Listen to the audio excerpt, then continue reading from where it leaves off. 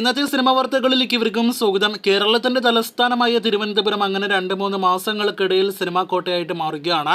3 സിനിമകളുടെ 3 വമ്പൻ സിനിമകളുടെ ചിത്രീകരണമാണ് അടുത്ത 2-3 മാസങ്ങൾക്കിടയിൽ തിരുവനന്തപുരത്ത് നടക്കുന്നത്.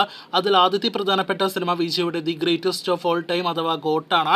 സിനിമയുടെ ചിത്രീകരണം വരുന്നയാഴ്ച അവിടെ നടക്കും എന്നാണ് നിലവിൽ പുറത്തു വന്നിരിക്കുന്ന റിപ്പോർട്ട്.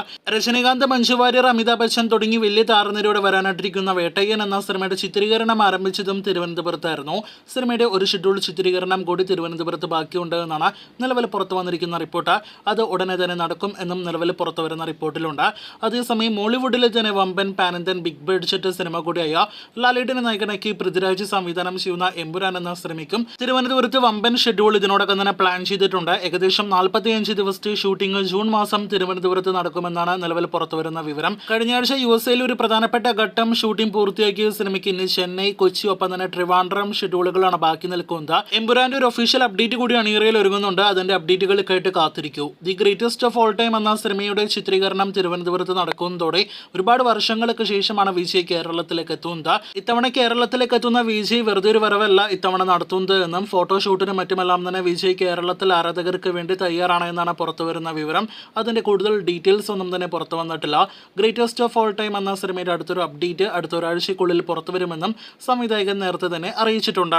ലോക്സഭാ തെരഞ്ഞെടുപ്പ് പ്രഖ്യാപനത്തെ തുടർന്ന് പല പുതിയ സിനിമകളുടെ തമിഴിൽ നിന്നും തെലുഗുവിൽ നിന്നുമുള്ള സിനിമകളുടെ എല്ലാം തന്നെ റിലീസ് തീയതി പ്രഖ്യാപനമാണ് അണിയറയിൽ ഒരുങ്ങുന്നത്. നേരത്തെ മെയ് 9 റിലീസ് തീയതി പ്രഖ്യാപിച്ച പ്രഭാസ് സിനിമയാണല്ലോ പാൻ വേൾഡ് സിനിമ കൂടിയായ കൽക്കി. ചിത്രത്തിന്റെ റിലീസ് തീയതി നീട്ടുമെന്ന് ഉറപ്പാക്കപ്പെട്ടിരിക്കുകയാണ്. ജൂൺ, ജൂലൈ മാസങ്ങളിലേക്കായിരിക്കും സിനിമയുടെ റിലീസ് നീളുക. അതേസമയം നേരത്തെ മെയ് മാസം തിയേറ്റർ റിലീസ് പ്ലാൻ ചെയ്ത സിനിമയാണ് 3 ഭാഗ സിനിമകളിലെ 2ാം ഭാഗമായ ഇന്ത്യൻ 2 എന്ന സിനിമ. കമലഹാസൻ നായകനായി എത്തുന്ന ഇന്ത്യൻ 2 എന്ന സിനിമ നേരത്തെ മെയ് മാസം റിലീസ് പ്ലാൻ ചെയ്തെങ്കിലും ഇപ്പോഴത്തെ ലോക്സഭാ തെരഞ്ഞെടുപ്പിനെ തുടർന്ന് ജൂൺ 13 നീട്ടിയിരിക്കുകയാണ്. ശങ്കറിന്റെ സംവിധാനത്തിൽ വരാനിരിക്കുന്ന ഈ ബിഗ് ബഡ്ജറ്റ് സിനിമയുടെ റിലീസ് തീയതി പ്രഖ്യാപനം അണിയറയിൽ ഒരുങ്ങുന്നുണ്ട്.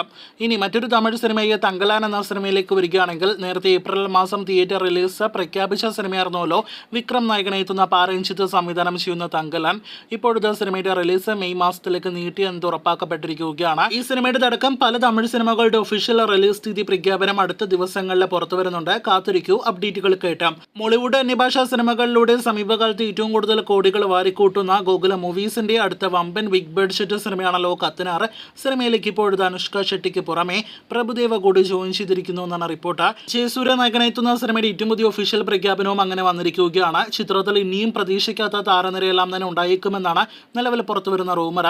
സിനിമ ഈ വർഷം 2024 അവസാനത്തോടെ തിയേറ്ററുകളിലേക്ക് എത്തും. ടൊവിനോ നായകനെത്തുന്ന അജയന്റെ 2ാം മോഷണം എന്ന സിനിമ അങ്ങനെ വീണ്ടും റിലീസ് നീട്ടുന്ന മലയാളം സിനിമകളിൽ ഒന്നായിട്ട് മാറിയിരിക്കുകയാണ്. ഇതിനോടകം തന്നെ 2-3 തവണയെങ്കിലും അൺഒഫീഷ്യൽ റിലീസ് തീയതി മാറ്റിവെക്കപ്പെട്ട സിനിമ നേരത്തെ ഈ വർഷം ഓണം റിലീസാണ് പ്ലാൻ ചെയ്തതെങ്കിലും ഓണത്തിൽ നിന്നും സിനിമ പിന്മാറുന്നു എന്നാണ് നിലവിൽ പുറത്തു വന്നിരിക്കുന്ന റൂമർ. പോസ്റ്റ് പ്രൊഡക്ഷൻ വർക്കുകൾ പൂർത്തിയാകാത്തതാണ് കാരണം. പകരം ആ സമയം ഐഡന്റിറ്റി എന്ന മറ്റൊരു ടൊവിനോ തോമസ് സിനിമയാണ് നിലവിൽ തിയേറ്റർ റിലീസിനായിട്ട് ഒരുങ്ങുന്നത്. കാത്തിരിക്കൂ ഇതുപോലുള്ള കൂടുതൽ സിനിമാ വാർത്തകൾ കേട്ട്.